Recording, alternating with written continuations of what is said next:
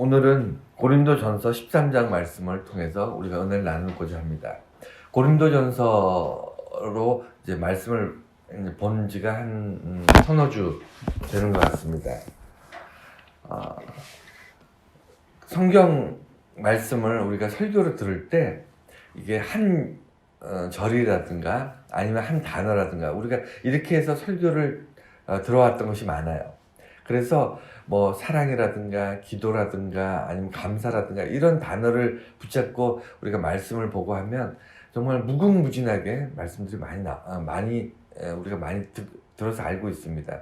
그런데 오늘 너무나 잘 알고 있는 고린도전서 13장, 이 흔히 사랑장이라고 하는 이 장을 세미하게 이렇게 아주 섬세하게 안에 들어가서 조목조목 이렇게 말씀을 보는 게 아니고 고린도전서 전체에서 차지하는 의미를 좀 보려고 합니다. 고린도전서는 여러분 제가 여러 번 이제 말씀드렸습니다만 이 안에 그리스도인, 다시 말해 기독교인, 예수를 믿는 예수의 제자들, 하나님의 자녀들이 이 땅에서 어떻게 살아갈 것인가에 대한 실천신학적인 굉장히 자세하게 디테일한 아주 세부적인 것들이 기록이 되어 있어요. 그래서 많은 사람들이 고린도전서라든가 이 말씀 한 절 한 절을 자기 삶에 비추어서 그렇게 살아보려고 애를 씁니다. 그래서 어떻게 보면 실천신학이나 이런 쪽에 계신 분들은 굉장히 중요하게 여기는 그런 내용인데, 그렇기 때문에 이것을 뭔가 행동 지침처럼 이해하거나 그렇게 말씀을 받아들이는 분들이 많아요. 성경 말씀은 무엇을 우리에게 요구하는 말씀이라기보다는 엄밀히 따지면 우리가 깨닫기를 원하는 그런 말씀들이 많습니다. 성경 말씀에. 마찬가지예요. 고린도전서 13장도 고린도전서에는 뭐 성령장도 있고 사랑장도 있고 부활장도 있습니다. 우리가 부활장은 지난 부활절에 우리가 말씀을 같이 나눴기 때문에 뒷부분에 나오지만 거꾸로 이제 말씀을 받습니다만, 사랑장은요, 엄밀히 따지면 우리가 기독교, 예수를 믿는 사람한테 사랑을 설교한다는 게 너무 넌센스예요. 기독교는요, 기본적으로 사랑의 종교예요. 그런데 거기다 대고 다시 또 사랑하는 이런 거다 저런 거다 얘기를 한다는 게 참 넌센스인데, 왜 이게 넌센스냐면, 여러분 성경을 읽어봐서 아시겠지만 성경에 그렇게 사랑이라는 단어나 사랑에 대해서 구체적으로 기록되어 있는 게 많지 않습니다. 거의 없어요. 특히 구약은요, 우리가 잘 알다시피 사랑스럽지 않아요. 기독교는요, 되게 엄중하고요, 되게 어떻게 보면 좀 무섭고 잔인할 정도로 하나님 앞에 정말 범죄한 인간들의 모습들이 적나라하게, 그리고 하나님의 어떤 징계라든가 이런 부분들이 구약에 많이 나오기 때문에 사랑과 거리가 멀어 보입니다. 그런데 신약 쪽으로 넘어오면서 예수님께서 이 땅에 오셔서 몸소 사랑의 본을 보이시고 섬김을 통해서 사랑을 이제 보여주십니다. 어쨌든 이런 기독교 안에서의 사랑이라는 것이 참 설교하기도 어렵고, 그 다음에 이것을 이해하기도 어려운데, 제가 오늘 이 고린도전서 13장의 말씀에 이 사랑을 주제가 되지 않고 이것이 부제가 되어서 무엇을 위한 사랑, 그리고 이 기독교 안에서의 세상과 다른 사랑, 이런 관점에서 사랑을 전체적으로 좀 이해를 하려고 합니다. 오늘 주보에 보면 4가지로 나눴어요. 사랑의 역할, 사랑의 역설, 그리고 사랑의 역동성, 사랑의 역사, 이 4가지로 좀 보려고 합니다. 이것 말고도 사랑에 대해서 무궁무진하게 우리가 좀 들여다볼 수 있습니다. 심지어는 기독교 하나님의 말씀 또는 뭐 성경 공부 아니면 설교 이런 거 말고도 세상 속에서도 사랑이라는 단어는요, 사랑이라는 개념은 차고 넘칩니다.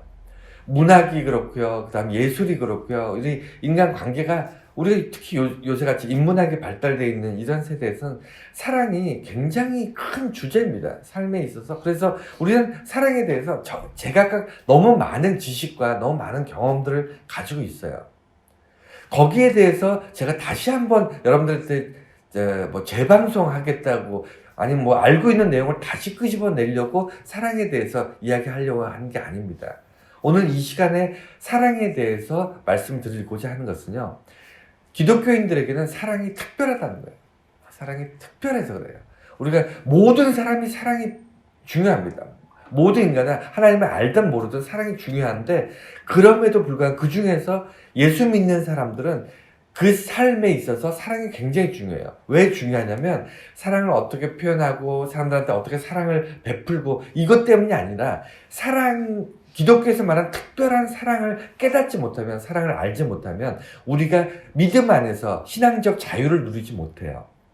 그래서 중요하다는 겁니다. 여러분 첫 번째 사랑의 역할 이게 인간의 어떤 삶의 기본이 되는 사랑 이런 것보다도 오늘 이 네 가지로 나눠서 사랑에 대해서 살펴보는 것은 철저하게 교회 안에서 신앙 안에서 믿음 안에서 사랑을 보자는 겁니다. 그래서 기독교 안에서 사랑의 역할이 무엇인가를 좀 고민하려고 하는데 첫 번째는요.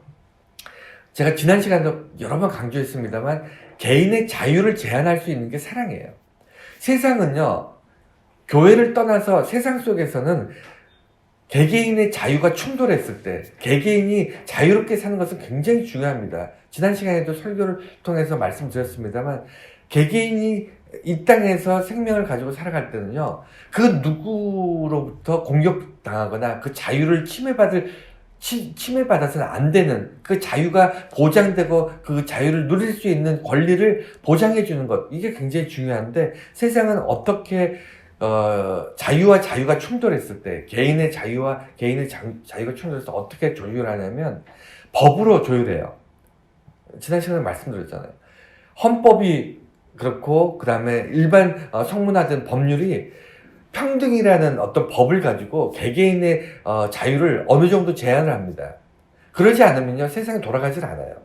어떤 사람의 무한대의 자유를 보장해버리면요 세상이 망가집니다. 그런데 기독교는요 똑같이 자유가 있고 그 다음에 똑같이 자유로운 삶을 살기를 원하는데 이것을 조정하는 것이 법이 아니에요. 기독교는요 그것을 조정하는 게 사랑이라는 거예요. 왜 기독교가 사랑으로 이걸 조정을 하냐면 하나님께서 예수 믿는 사람들이 서로 자기들의 의견들이 있을 때 이것을 조율하는 방식을 미리 정해놓지 않았기 때문이에요. 법이라는 것을 미리 정해놓고 그 법대로 사람들이 따라가는 거죠. 맞춰가는 거잖아요. 그렇지 않고요. 교회는요. 수많은 믿음 생활을 하면서 사람들 사이에 가질 수 있는 어떤 저마다의 생각들, 어떤 다양성 이런 것들이 교회 안에서 조율이 돼야 돼요. 어떤 미리 정한 어떤 기준에 의해서 우리가 신앙생활을 하는 게 아니고요. 계속 날마다 변화되어 갑니다. 다양한 사람들이 모여서 교회 안에서 자기들의 생각들, 자기들의 기준들, 자기들의 어떤 믿음의 어떤 방식들을 조율해 나가야 돼요. 그런데 그것을 예전에 정한 어떤 법에 의해서 정하는 것이 아니라 그때 모인 사람들과 형편과 그때의 사회 상황들에 따라서 그것을 조정하기 위해서 무엇이 필요하냐면 그 사랑이라는 거예요. 배려와 섬김과 사랑 이런 것들을 통해서만이 교회 안에서 개인의 자유를 조절할 수 있기 때문입니다. 그래서 사랑이 중요한 거예요. 사랑이 목적이 아니고요. 사랑이 수단이 되기 때문이에요. 두 번째는 동기부여와 가치부여. 사랑은요, 교회 안에서, 우리가 왜 주일날 여기 와서 예배 드리죠? 여러분, 집에서 예배 드릴 수 있잖아요.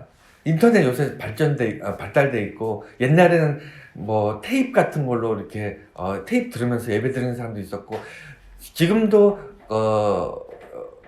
오지나 아니면 선교지 이런 데 가면 제대로 예배를 드릴 수 없기 때문에 이렇게 방송으로나 이렇게 예배 드리는 사람 많습니다. 여러분 그것이 잘못되어 있나요? 아니 그건 그 상황이 어쩔 수 없는 겁니다. 최적화되어 있어요. 그렇게 예배 드릴 수밖에 없는 사람들도 있으니까 그렇게 예배 드리는 것도 있는데 우리들은 굳이 교회에 나와서 이렇게 모여서 찬송하고 함께 예배 드리고 함께 찬송하고 함께 말씀 듣고 여러분 왜 그러죠?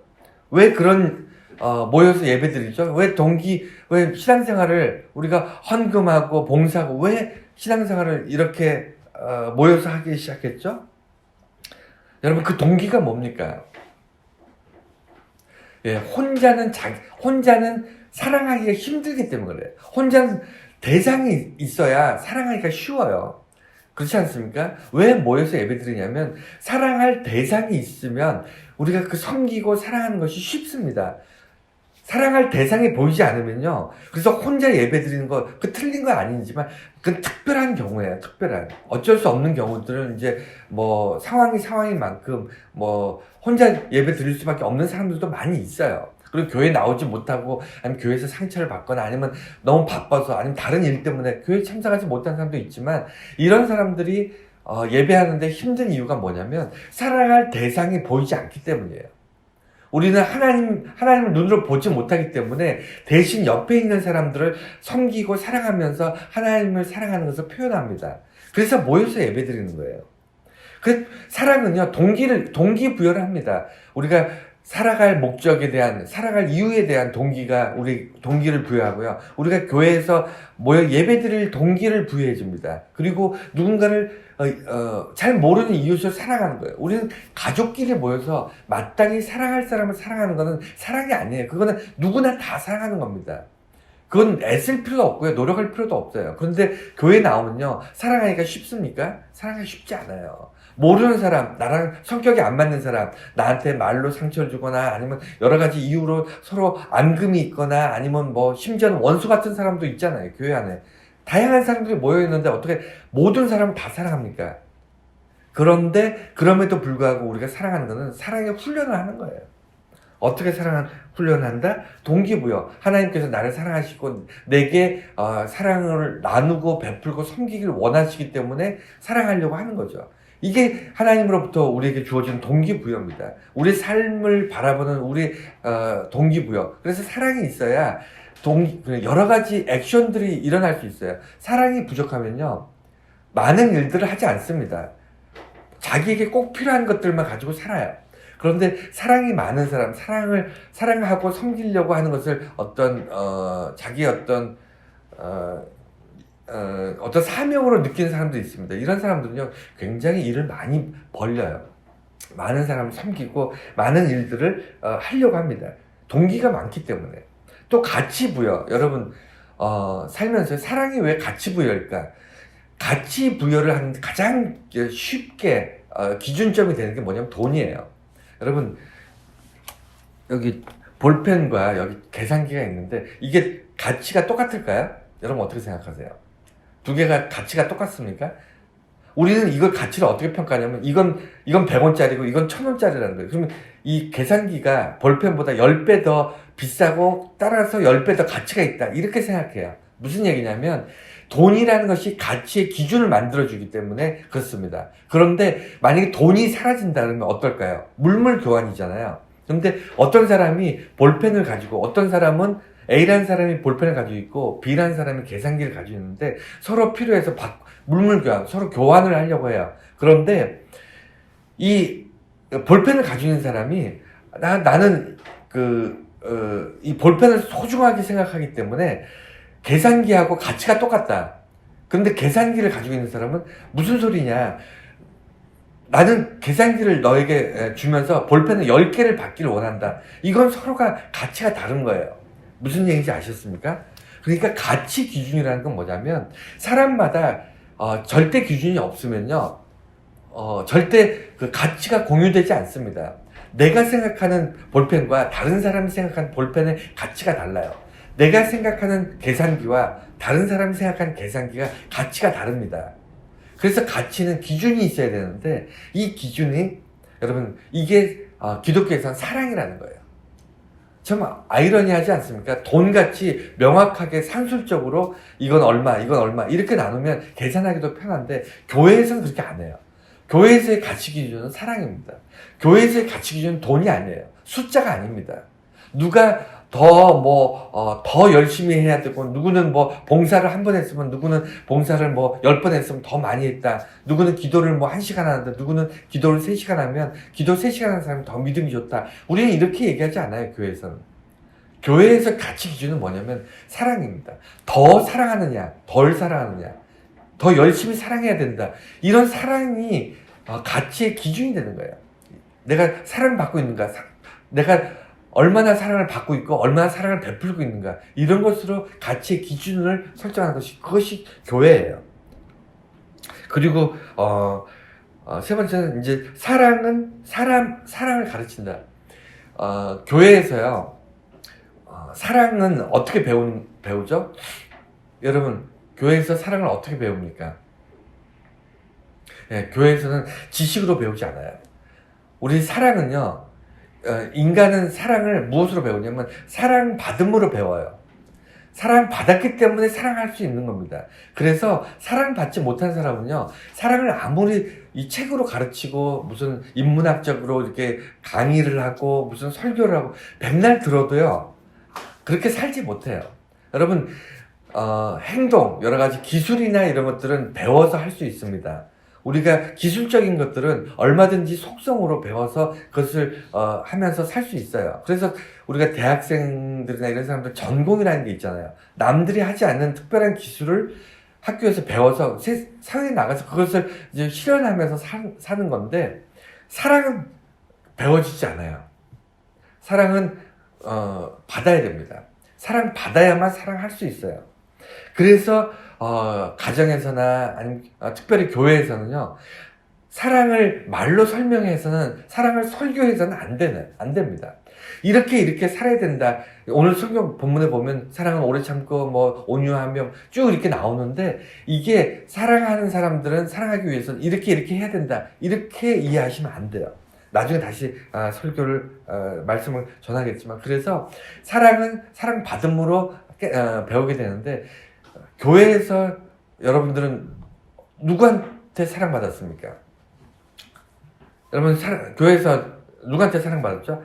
아버지, 어머니? 그건 가정에서 받는 사랑이고요. 교회에서는 어떤 사랑을 받았습니까? 예. 첫 번째는 하나님께서 여러분들에게 베푸신 사랑. 이것을 경험하지 못한 사람도 많습니다. 받고는 있지만 이것을 깨닫지 못한 사람 많이 있어요. 이건 어쩔 수 없습니다. 어느 순간 갑자기 깨달아지는 거기 때문에 하나님으로부터 여러분은 교회 안에서 하나님의 사랑을 경험하게 되는 거고요. 두 번째는 이웃 간의 사랑을 경험하는 겁니다. 내 옆에 있는 사람이 나에 대해서 전혀 모르지만 그럼에도 불구하고 나를 사랑하고 섬기는 그것을 경험하는 것. 내 지체들, 우리가 서로가 형제 자매가 되고 한 가족이 되고 서로가 지체가 되잖아요. 교회라는 것은 가족입니다. 교회는 영적 가족이에요. 교회는요, 생전 피가 섞이지 않은 그런 사람들이 모여있지만 그럼에도 불구하고 우리가 형제라 그러고 자매라 그러고 우리가 한 가족이 되잖아요. 믿음 안에 가족이 되는 이유가 뭐죠? 그거는 사랑하기 때문에, 서로 사랑을 베풀기 때문이에요. 사랑하지 않는 가족이라는 게 있을 수 없듯이 가족은 당연히 사랑할 수밖에 없습니다. 교회는 사랑으로 뭉쳐있기 때문에 가족인 거예요. 그래서 교회에서는 하나님의 사랑, 예수 그리스도의 사랑을 경험하는 곳이고, 우리 지체들 간에, 서로 옆에 있는 사람들 간에 서로 섬기고 배려하고 사랑하는 것을 경험하는 곳이 그게 교회예요. 그래서 교회에서 사랑의 역할은 이 세 가지입니다. 그러면 두 번째로 사랑의 역설. 그런데 재밌는 거는요, 사랑은 반드시 패러독스, 역설이 있습니다. 사랑은요, 순리대로 가지 않아요. 세상에 많은 삶의 어떤 기술들이 있지만 사랑만큼은 역설적으로 거꾸로 흘러갑니다. 그러니까 강물이 위에서 아래로 이게 시냇물이 흐르고 물이 위에서 아래로 흘러서 뭐 시냇물이 강이 되고 강이 바다로 흘러가는, 이게 자연의 법칙이라면 역설, 패러독스는요, 물이 거꾸로 올라간다니까요. 이 사람들이 이해할 수 없는, 다시 말해서 그러니까 오늘 주보에 세 가지를 적어놨는데 하나하나 이제 보겠습니다. 사랑의 역설은 너무나도 양이 많기 때문에 이 시간에 다 하지 못해요. 최대한 짧게 말씀 전하고 지나갈 테니까 여러분들이 오늘 말씀을 다시 상고하고 주보를 보면서 기억하고 되새기면서 깨달으실 수 있는 시간들을 되새김질을 하면서 여러분들 깨달으시기를 바랍니다. 사랑의 역설은요, 특히 기독교 안에서, 교회 안에서 역설은 오늘 본문 말씀이 대표적이에요. 고린도전서 13장이 사랑장인데, 사랑장이라고 해서 이렇게 하면 사랑이 많아질 것이다, 이게 절대 아닙니다.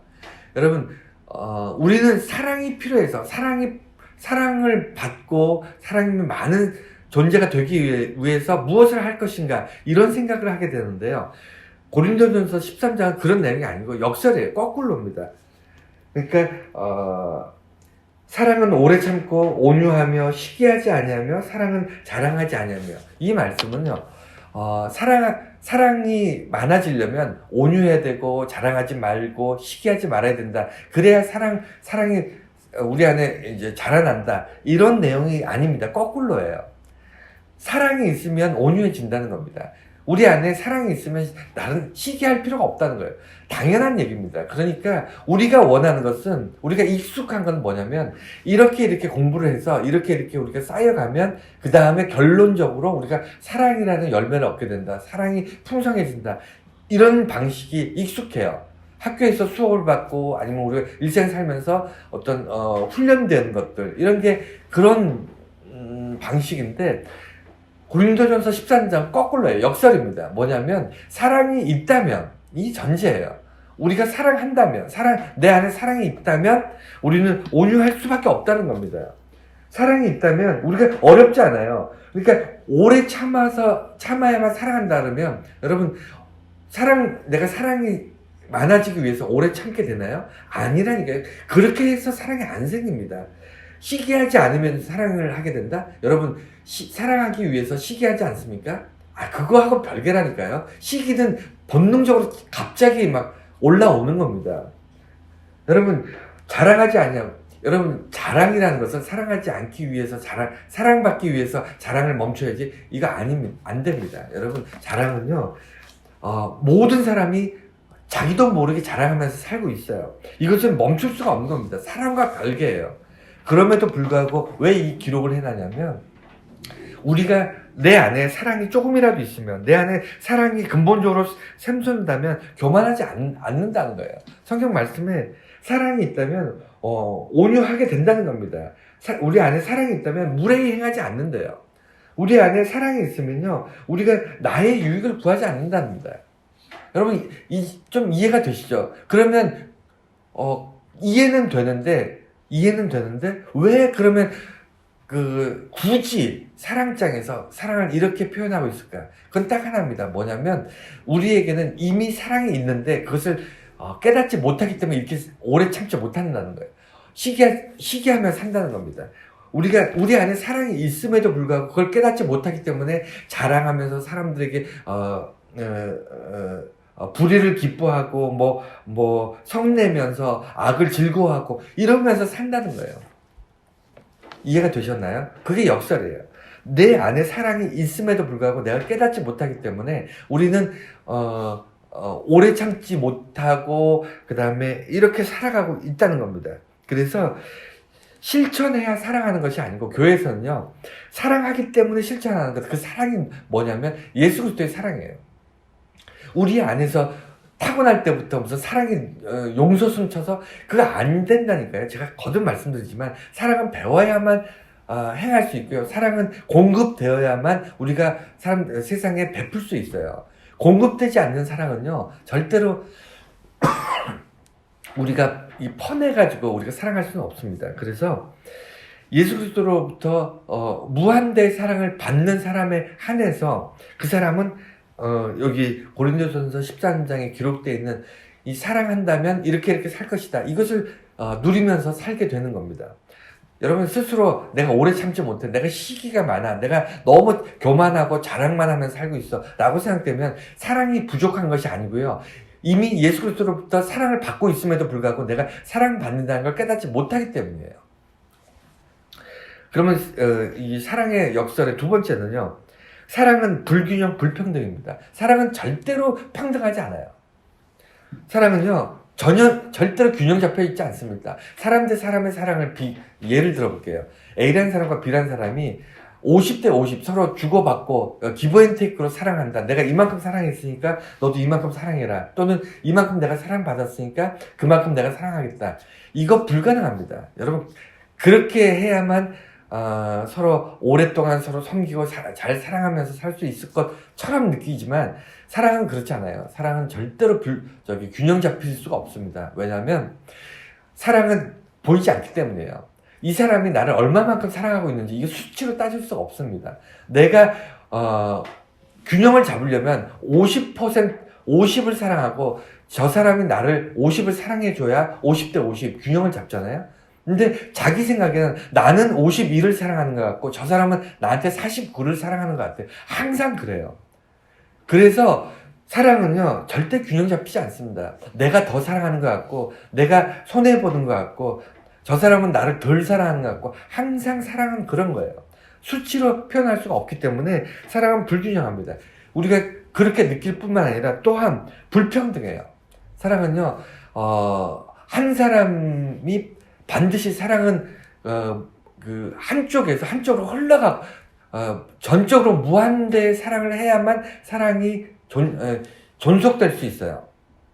사랑은요 아까 말씀드린 것처럼 이게 눈에 보이지 않기 때문에 끊임없이 공급받지 않으면요 그 사랑이 끊어지는 순간 그동안 내가 받아왔던 사랑에 대한 그 어떤 가치가 다 사라집니다. 그래서 불평등해요. 한쪽이 거의 무한대의 사랑을 베푸는 게 그게 사랑이에요. 그러니까 A와 B가 있는데 A가 B를 향해서 100%의 사랑을 하는 거고요. 내가 전혀 사랑받지 못하더라도 내가 가지고 있는 모든 사랑을 쏟아붓겠다. 그래야만 사랑이 성립이 돼요. 그게 유지가 되고요. 다시 말해서 A가 B에게 100% 사랑을 쏟아붓는데 B는 또 A에게 100% 사랑을 베푸는 거예요. 내가 전혀 사랑을 받지 못하더라도 100%의 나의 모든 사랑을 베푸는 것으로 끝내겠다. 그래야만 사랑이 유지가 됩니다. 그래서 사랑은요 평등하고 균일하지 않아요. 특히 교회 안에서는 더 그렇습니다. 우리 가정에서는 많이 느끼잖아요. 부모가 자식을 사랑할 때 그거 내가 50 줬으니까 너 50 줘라. 이런 거래 관계 아니잖아요. 똑같습니다. 교회 안에서도 서로 지체들 간에 또 하나님과 인간들 사이에서도 이 사랑은요 전폭적이에요. 거의 이 평등이라든가 균형이라든가 이런 것을 말할 수가 없습니다. 사랑은요 전폭적이에요. 완전한 사랑을 받는 겁니다. 100%의 사랑을 받는 거예요. 내가 사랑을 요만큼만 줘야지. 이거 불가능해요. 사랑은 쪼개지지 않습니다. 나의 사랑을 전폭적으로 주는 것, 이것이 교회에서 말하는 사랑입니다.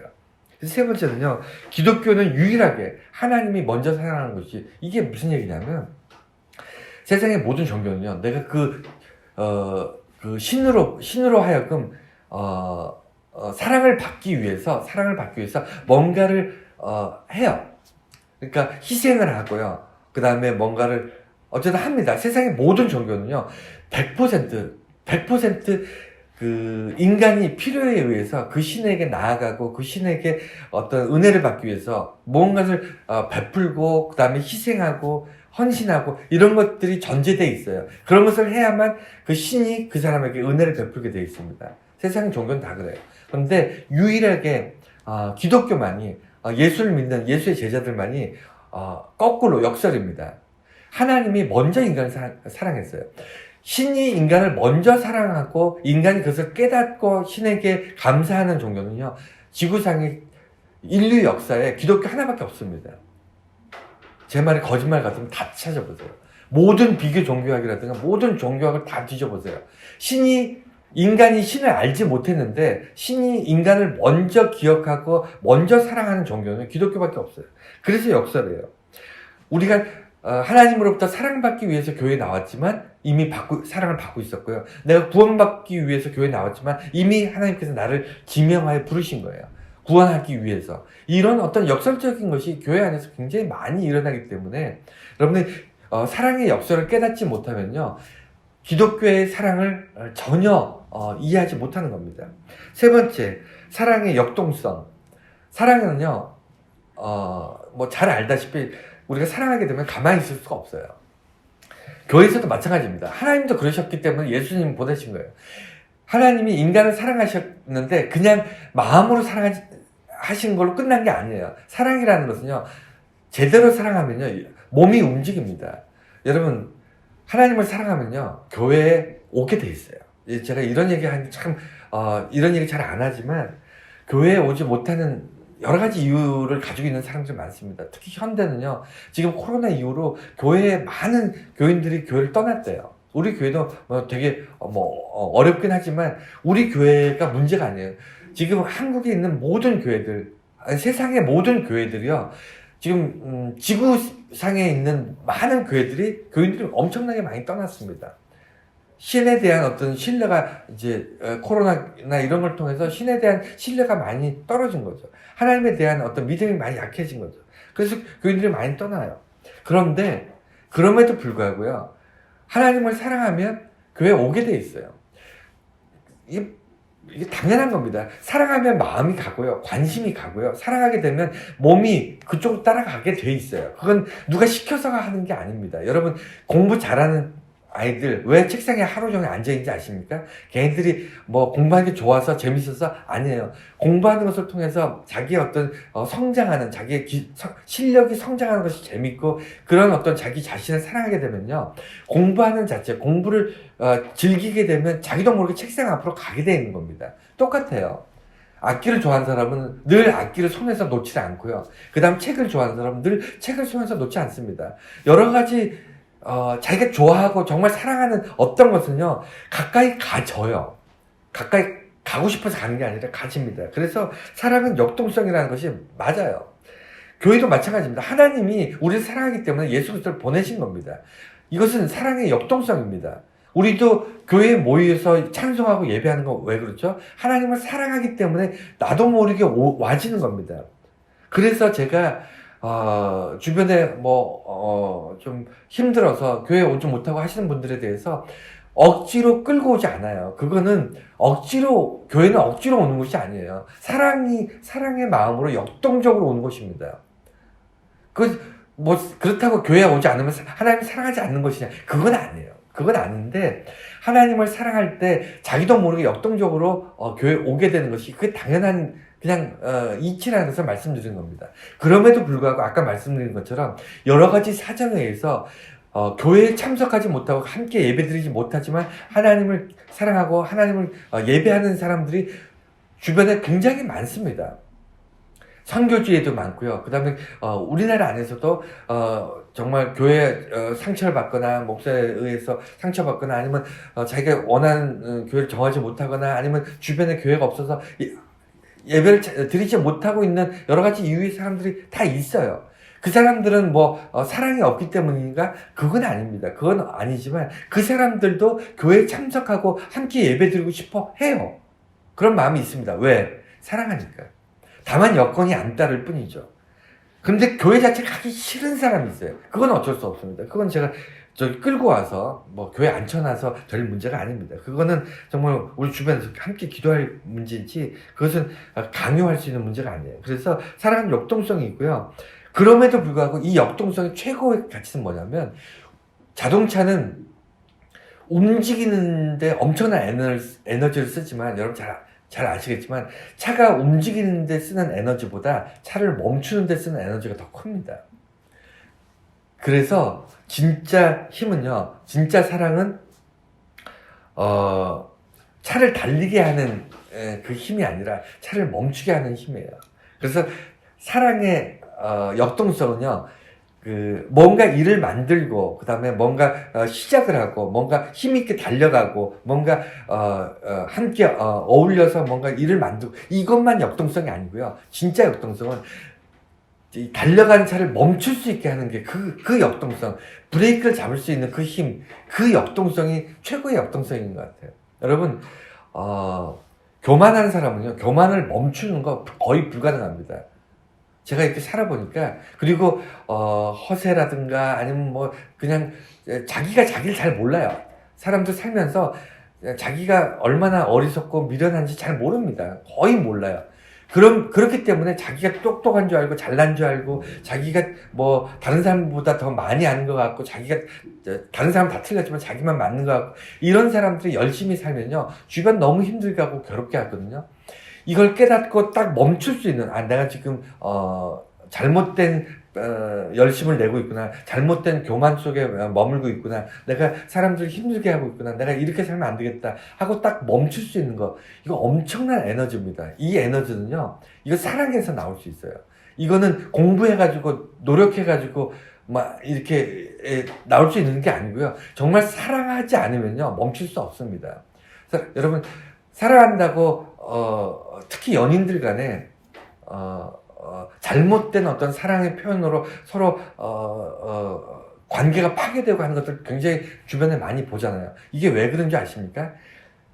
사랑은 역동성을 뭔가 해야만 된다고 생각하기 때문에 그래요. 여러분, 가만히 서서 바라봐 주는 것, 가만히 서서 지켜봐 주는 것, 또는 가만히 서서 응원해 주는 것, 이건 사랑 아닌가요? 이게 진짜 사랑이라니까요. 왜냐하면 사랑은요, 끌어주는 것만 사랑이 아니고요, 스스로 성장할 수 있도록 밑거름이 되어주는 것도 사랑입니다. 그래서 달리는 차를 멈추게 하는 그 에너지, 이것이 사랑 중에서 가장 어렵고 가장 힘든 사랑이에요. 이 사랑을 우리가 어떻게 경험할 수 있냐면, 교회에서는 하나님께서 그렇게 하시는 거예요. 여러분, 기도하는데 응답이 없으십니까? 그 하나님 여러분 사랑하시기 때문이에요. 왜냐하면 하나님이 다 해줄 수 있다니까요. 우리가 기도하는 걸 다 이루어 주실 수 있어요. 그럼에도 불구하고 기도가 응답되지 않을 때, 여러분, 하나님이 없어서가 아니고요, 하나님이 여러분을 사랑하시기 때문입니다. 진짜 사랑은요, 지켜보는 거예요. 우리가 스스로 성장하고 뚫고 나갈 때까지, 정말 우리가 그것을 견뎌내서 더 성장할 때까지 지켜보는 거 굉장히 어려운, 정말 가슴 아픈 그런 안타까운 마음으로 보고 있는 거지만, 그럼에도 불구하고 이것도 사랑이에요. 분명한 사랑입니다. 그리고 세 번째가, 사랑은 마르지 않는 우물 같은 에너지라고. 이 얘기는 제가 그냥 비유를 한 건데, 여러분, 우리 젊은 친구들은 우물을 한 번도 못 봐서 잘 모를 거예요. 우물이 말릴까요? 안 말릴까요? 우물 속에 물이 말릴까요? 안 말릴까요? 승주야, 말릴까? 안 말릴까? 말라? 영주야, 말릴까? 안 말릴까? 말라? 그러면 물이 말라버리면 우물 못 쓰겠네? 파놓으면 물 말라버리면 그럼 또 파야 되잖아, 새로. 어떻게 생각해? 우물을 잘 몰라서 그래. 어릴 때 우물을 외갓집, 시골 외갓집에 가보면 그 마을에 공동 우물이 있었어요. 그래서 제가 잘 압니다. 연배가 있으신 우리 권사님이나 이런 분들은 우물을 다 경험해 봤기 때문에 알 거예요. 우물은요, 그게 마르지가 않아요. 왜 마르지 않을까요? 자꾸 퍼내니까. 퍼내야 안 말라요. 아시잖아요. 우물은 퍼내면요, 또 물이 차고, 또 퍼내면 물이 차고. 그런데 안 퍼내고 놔두면 말라버려요. 그게 이상하죠? 우물이라는 것은 정말 제가 어릴 때도 그거 정말 신기했어요. 안 쓰더라도 물을 길러서 그걸 뭐 마시든지, 아니면 뭐 빨래를 하든지, 아니면 우리가 우물물을 쓰잖아요. 마을에서 공동으로 쓰는데, 이 우물을 아무도 안 쓰더라도 뭐 하루에 한 번, 이틀에 한 번씩 가서 물 퍼내요. 이제 어른들이 물 퍼내고 물 버리는 거 봤어요. 우물에서 물을 퍼내서 쓰기 위해서 물을 기르기도 하지만, 물을 쓸 일이 없더라도 물을 이렇게 고여있는 물들을 퍼냅니다. 퍼내면 다시 깨끗한 물들이 차요. 특히 비 오고 막 그러면 우물물이 탁해지는데 다 이게 걸러냅니다. 걸러내면 다시 깨끗한 물들이 찹니다. 난 정말 되게 신기했거든요. 이게 나이 드신 분들은 그거 다 아실 거예요. 여러분, 사랑이 딱 그거예요. 사랑은요, 퍼내지 않으면 마릅니다. 사랑은 쓰지 않으면요, 고이지 않아요. 사랑은 쓰는 사람이 더 많이 쓰고요, 그 다음 더 깨끗해요. 사랑은 퍼내면 퍼낼수록 더 순수해집니다. 그래서 사랑을 많이 표현하고 사랑을 많이 하는 사람일수록 그 사랑의 순도가 높아요. 이것은 제 생각이 아니고, 이건 인문학적으로도 그렇고, 그 다음 성경 말씀에도 그렇고, 정말 하나님의 사랑을 우리가 알고 있는, 경험했던 우리로서는 너무나 잘 알고 있습니다. 하나님은 무한대로 퍼내시잖아요. 그래서 하나님의 사랑이 크리스탈처럼 정말 흠이 없는 결정, 너무나 아름다운 순수성을 가지고 있는 거예요. 우리에게 뭘 기대하십니까? 우리를 강요하나요? 우리를 힘들고 피곤하게 하나요? 하나님의 사랑이 우리를 괴롭힙니까? 아니잖아요. 너무나도 맑고 깨끗하고 순수한 사랑을 우리가 받잖아요. 하나님으로부터. 왜 그게 가능하냐면 하나님이 무한대로 계속 사랑을 퍼내시기 때문이에요. 그래서 사랑은요, 마르지 않는 우물에서 퍼지는 그런 에너지입니다. 사랑은 에너지라는 이야기가 뭐냐면, 사랑 없으면요, 사랑이 마르면요, 우리는 아까 사랑의 역동성을 지금 말씀드린 건데, 사랑이 있으면 움직인다고 말씀드렸잖아요. 역동적으로 살게 되는데, 다시 말해서 거꾸로 얘기하면, 사랑이 없으면 움직여지지 않아요. 사랑이 없으면 이게 에너지인 거예요. 사랑이 우리 삶을 마치 차가 가기 위해서 기름을 넣는 거하고 똑같아요. 요새는 뭐 전기차가 많으니까 전기차가 가기 위해서 전기를 충전하는 거와 똑같습니다. 에너지가 들어와야 우리가 움직여지는 거예요. 에너지가 없으면요, 우리 움직임이 소극적으로 변합니다. 될 수 있는 대로 가만히 있으려고 그러고, 될 수 있는 대로 안 움직이려고 그러고, 될 수 있는 대로 뭔가 감정적 소모를 일으키지 않으려고 해요. 왜 그러냐면 에너지가 지금 들어와 있는 에너지가 없으니까, 고갈이 되니까 자꾸 뭘 안 하려고 합니다. 그래서 마르지 않는 우물의 에너지, 이것이 사랑이에요. 이건 비유로 딱 좋은 것 같아요. 마지막 이제 사랑의 역사에 대해서 말씀드리겠습니다. 설교가 길어졌는데, 그럼에도 불구하고 기독교에서 사랑은요, 아무리 설교해도 끝이 없어요. 왜냐하면 하나님이 베푸신 사랑이 너무 크기 때문에. 이거를 굳이 이렇게 분류해가지고 이건 이거고 저건 저거고 얘기하는 거, 그건 목사들이 설교하기 편하라고 하는 거지만, 여러분 평생 부모님으로부터 사랑받았고 이웃으로부터 사랑받았는데 그것을 말로 표현할 수 있습니까? 못하잖아요. 똑같습니다. 하나님으로부터 받은 사랑을 어떻게 여러분들이 말로 다 가르치고 설명할 수 있겠습니까? 그거 안 되네요. 하지만 가끔가다 부분적으로 이렇게 말씀을 통해서 우리가 깨닫게 되는 거예요. 다시 한번 되새기게 되는 겁니다. 하나님의 사랑을. 마지막 사랑의 역사를 통해서 이제 결론을 내리려고 그러는데, 사실은 결론이라기보다는 사랑에 대해서 우리가 조목조목 이제 한번 짚어봤다고 생각하시면 돼요. 왜 마지막으로 역사를 얘기했냐면, 기독교의 사랑의 역사가 존재하기 때문이에요. 우리는 가정에서 부모로부터 아니면 친구들로부터 우리가 받는 사랑은요, 극히 제한적입니다. 우리 삶에 잠깐 경험하는 거잖아요. 우리가 100년도 못 사는 인생이기 때문에 부모로부터, 특히 부모님 살아계실 때 경험 받았던 사랑, 기껏 해봐야 제 생각엔 60년, 70년 부모로부터 사랑받으면 끝나잖아요. 사실은 그것도 길게 잡은 거고요. 그 다음에 이웃들이나 주변 사람들로부터 받은 사랑 몇 년 안 됩니다. 다 추억하면서 연인들 간의 사랑도 마찬가지고, 아니면 선생과 제자의 사랑도 마찬가지고, 다 유통기한이 있어요. 언제부터 언제까지 짤막한 어떤 사랑의 경험을 추억하면서 사는 건데, 기독교의 사랑은요, 달라요. 역사와 전통이 있습니다. 그래서 이게 사랑의 역사, 기독교에서만 지금 다른 데에서도 마찬가지겠지만, 그래도 저는 교회에서, 믿음 안에서 기독교의 사랑의 역사를 알고는 있어야 되겠다, 이런 생각으로 이걸 이제 집어넣는데, 구약은 하나님이 창조부터, 세상을 창조할 때부터 오늘 지금 현재까지 우리를 사랑하시는 거 여러분 믿으시나요? 네, 사랑하십니다. 세상을 지으실 때부터 나를 창조할 것을 계획하셨고, 오늘날 나를 만드시고 여전히 사랑하시고 기뻐하시는 것을 저는 믿습니다. 여러분도 믿으실 거예요. 그런데 이 사랑의 역사는요, 과정이 있었어요. 어떤 과정이 있었냐면, 구약 성경에 보면 하나님께서 우리를 사랑하셨는데 어떻게 사랑하셨냐면 법으로 사랑하셨어요. 법으로. 이 표현이 뭐라 그러냐면, 어떻게 좀 설명이 어렵지만, 우리가 구약 성경 쭉 보면 사랑이라는 표현이나 이런 것도 별로 안 나옵니다. 구약에서 뭔가 이렇게 좀 짜릿하게, 아니면 깊은 어떤 사랑의 감정을 느낄 수 있을 만한 그런 어떤 대목이나 어떤 사건들이 별로 없어요. 오히려 되게 무섭습니다. 하나님이 법으로 딱 정해놓으셔서. 어떻게 법으로 정하셨냐면, 하나님을 사랑하고 내 이웃을 내 몸처럼 사랑해라, 이걸 법으로 정하셨어요. 그러니까 하나님을 사랑하는 것을 법으로 정하셨어요. 이걸 지키지 않으면 벌을 받아요. 이게 구약입니다. 근데 왜 굳이 이렇게 했냐면, 사람이 하나님을 사랑하는 방법을 몰라요. 구약 예전 사람들은요, 개인의 어떤 자유라든가 아니면 사랑의 표현이라든가 이런 걸 할 줄 몰랐습니다. 구약 성경, 지난 시간에도 설교 시간에 말씀드렸잖아요. 예전 사람들은요, 옛날 그 고대 근동 지역, 고대 근동뿐만 아니라 옛날 사람들, 불과 100년 전만 해도 사람들은요, 개인의 자유를 누리면서 살지 않았어요.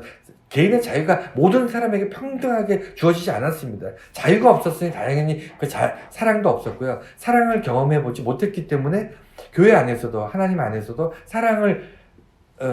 사랑받고 있다는 생각을 하지 못했어요. 그래서 하나님께서는 법으로 정하셨어요. 율법으로 너희가 서로 사랑해라, 서로 섬겨라, 하나님을 사랑으로 이렇게 예배해라, 이런 것들을 정해놓으셨어요. 그것을 따라하면서 사람들이 하나님의 사랑을 간접적으로 체험하기 시작하는 겁니다. 그랬는데 그거 가지고 돼요, 안 돼요? 안 되더라는 거예요. 왜? 인간이 어리석어서.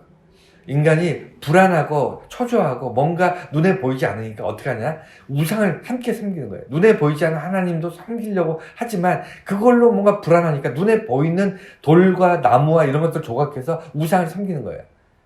그 모습을 보는 하나님께서 어떻게 하셨냐면 그 사랑의 표현으로 예수 그리스도를 이 땅에 보내심으로 어떻게 했냐면 두 번째 섬김으로 가르치십니다. 구약에서는 법으로 가르쳤다면 신약에서는 섬김으로 가르쳐요. 예수님 때에는 예수님이 이 땅에 오셔서 직접 사랑을 베푸세요. 심지어는 자기 몸을 주세요. 십자가에 못 박으면서 그 채찍질 맞고 십자가에 못 박혀 그 피를 다 흘리며 죽으시면서까지 그냥 단순히 그 어떤 죄인이 형벌에 의해서 죽는 그런 문제가 아니잖아요. 예수님의 십자가는요 사랑이잖아요. 왜 그렇죠? 죽을 이유가 없는 사람이 그 고통 가운데 그걸 견디는 거잖아요. 우리를 위해서, 우리를 사랑해서 구원받게 하기 위해서, 우리의 죄를 대신 짊어지고 대신 속량하기 위해서 십자가의 고통을 견디시는 거잖아요. 그래서 생명이 떠나가고 그 죽음의 고통까지 내려가는데 그것을 왜 견디냐면 사랑하기 때문에. 그게 뭐냐면 우리를 섬기시는 거예요. 내가 예수를 알지 못하지만 내가 예수 그리스도를 알지 못했을 때부터 나를 사랑하셔서 자기 목숨을 십자가에 못 박을 그 섬김, 그 사랑을 우리에게 보여주시는 것. 그래서 하나님께서는 결국 인간은 보여주지 않으면 사랑을 깨닫지 못한다는 걸 아신 거예요. 그래서 오늘날 기독교인들은 뭐죠? 예수 그리스도의 십자가의 섬김과 사랑을 보고 깨닫고 느꼈기 때문에 우리가 모르는 사람들에게 베풀 수 있는 겁니다. 배우지 않았으면요, 우리가 나하고 아무 상관없는 사람한테 사랑하고 섬긴다? 불가능해요. 그것은 있을 수 없습니다. 마음으로 원의로도 그렇게 살 수가 없어요. 그게 인간이에요. 그래서 예수님께서는 섬김의 본을 보이시고 십자가를 통해서 우리에게 사랑을 보이셨기 때문에 우리가 사랑을 깨닫게 된 건데, 이후에 그러니까 과거, 현재, 미래 이런 식으로 시간차로 봤을 때 가장 가까운 게 뭐냐면 이 성령 시대예요. 교회 시대. 고린도전서 13장 오늘 본문의 맨 마지막에 이렇게 되어 있습니다. 그런즉 믿음, 소망, 사랑 이 세 가지는 항상 있을 것인데 그 중에 제일은 사랑이다. 이게 이제 성령 시대, 오늘날 교회 시대, 오늘날 우리에게 주어지는 말씀이에요. 믿음, 소망, 사랑은 항상 있을 것인데 그 중에 제일은 사랑이다. 그러면 믿음은 80점이고 소망은 90점이고 사랑은 100점이고 이렇게 생각하시나요? 이게 잘못된 생각입니다. 뭐냐면 기독교인들은요, 믿음이 전부예요. 믿음 없으면 하나님을 알 수가 없습니다. 하나님을 우리가 믿지 못하는데 어떻게 구원받을 수 있고 우리가 예수님을 어떻게 믿을 수 있습니까? 믿음이 전부예요. 믿음 없으면 기독교인 아니에요. 믿음 없으면 신앙생활을 할 수가 없습니다. 믿음이 전부이고요. 믿음이 100%여야 돼요. 우리는 90점 이런 걸로 신앙생활을 할 수가 없어요. 우리는 하나님을 전적으로 말 그대로 100% 믿어야만 우리가 신앙생활을 할 수 있습니다. 그래서 믿음은요, 성경에 수없이 강조하잖아요. 믿어라, 믿음이 중요하다, 믿음을 잃지 말아야 된다, 이런 얘기가 수없이 나오는 이유가 뭐냐면 믿음이 전부기 때문이에요. 그러면 소망은 뭐죠? 여러분, 소망은요, 우리가 이 땅에서 예수를 믿는 유일한 목적입니다. 천국 때문에 구원받으려고 그러고 천국 때문에 예수 믿는 거지, 여러분 천국 없으면 예수 믿습니까? 여러분, 영원히 영생을 믿으려고, 영생을 살려고 예수 믿고 구원받으려고 그러고 정말 복된 인생을 우리가 소망하는 거잖아요. 지금은 우리가 보이지 않지만 그것 때문에 예수 믿는 거 아닌가요? 그거 아니면 믿음이고 뭐고 다 필요 없잖아요. 그래서 소망이 100%예요. 소망이 100점입니다. 소망이 전부예요. 예수 믿는 사람들에게는 소망이 전부입니다. 믿음이 전부이고요. 소망이 전부예요. 그리고 그와 동시에 사랑도, 여러분, 사랑이 없으면요, 이것을 유지할 수가 없어요. 그래서 사랑이 전부입니다. 그런데 왜 굳이 오늘 말씀의 끄트머리에 이 시대를 살아가는, 지금 2023년 5월 7일을 살아가는 우리들에게 하나님께서는 이 말씀을 우리에게 주셨을까? 믿음, 소망, 사랑, 그것은 영원한데 그 중에 제일은 사랑이다. 왜 그 중에 제일이 사랑이냐면, 사랑이 더 가치가 있기 때문이 아니라, 믿음과 소망은요, 우리가 죽으면 이제 더 이상 필요 없어요. 이 땅에서 생명이 닿으면요, 우리가 믿음이라는, 보지 못하는 걸 믿는 게 믿음인데, 우리가 이 땅에서 생명이 닿아서 하나님 앞에 가면 우리가 눈으로 하나님 볼 텐데 무슨 믿음이 필요합니까? 그때는 믿음이 영원하지만 눈앞에 있는 거기 때문에, 하나님 직접 눈으로 보기 때문에 믿음을 그렇게 필요로 하지 않아요. 소망도 마찬가지입니다. 우리가 죽어서 천국에 들어갔는데 무슨 천국에 가서 천국 소망? 말이 안 되잖아요. 그런데 사랑은 아니에요. 사랑은 이곳에서도 필요하지만 천국에서도 영원히 필요한 것입니다. 그래서 사랑이 제일 중요하다는 거예요. 믿음도 중요하고 소망도 중요하지만 이거는 한시적이에요. 이 땅에서 필요한 겁니다. 하지만 사랑은요, 이 땅에서도 필요하고요, 그곳에서도, 천국에서도 필요한 것이 사랑이에요. 그래서 우리한테 가장 소중한 것이고요. 그 다음에 이 사랑이 우리를 살게 하는 겁니다. 이 땅에서 사랑이 우리가 이 교회 안에서 정말 어떻게 신앙생활하고 어떻게 이 땅에서 살아갈 것인가를 정확하게 가르쳐주는 그런 중요한 내용입니다. 오늘 설교가 길어졌습니다. 내용이 많기 때문에. 하지만 이게 사랑에 대해서 다 설교한 거 아닙니다. 여러분 잘 아시다시피 우리는 날마다 사랑을 깨달아 알아가는 거, 체험하는 겁니다. 왜냐하면 사랑은 공부해서 알 수 없는 거기 때문에, 설교를 들었기 때문에 알 수 있는 게 아니기 때문에 날마다 하나님으로부터 경험해야 돼요. 하나님을 만나고, 하나님 기도를 통해서, 하나님 성경을 통해서, 또는 여러 가지 방식으로 하나님을 만나서 하나님 나를 사랑하신다는 걸 체험해서 사랑을 받아야만, 사랑을 경험해야만 우리가 사랑을 알 수 있고 깨달을 수 있고 사랑을 베풀 수 있는 겁니다. 그래서 날마다 우리가 새로워지는 거예요. 지식이, 과거에 배웠던 어떤 지식이 나를, 사랑을 다 깨닫게 하는 것이 아니고 날마다 배워나가는 사랑이 우리를 살아가게 하는 겁니다. 그것이 에너지가 되고요. 그것이 마르지 않는 우물이 되는 것입니다.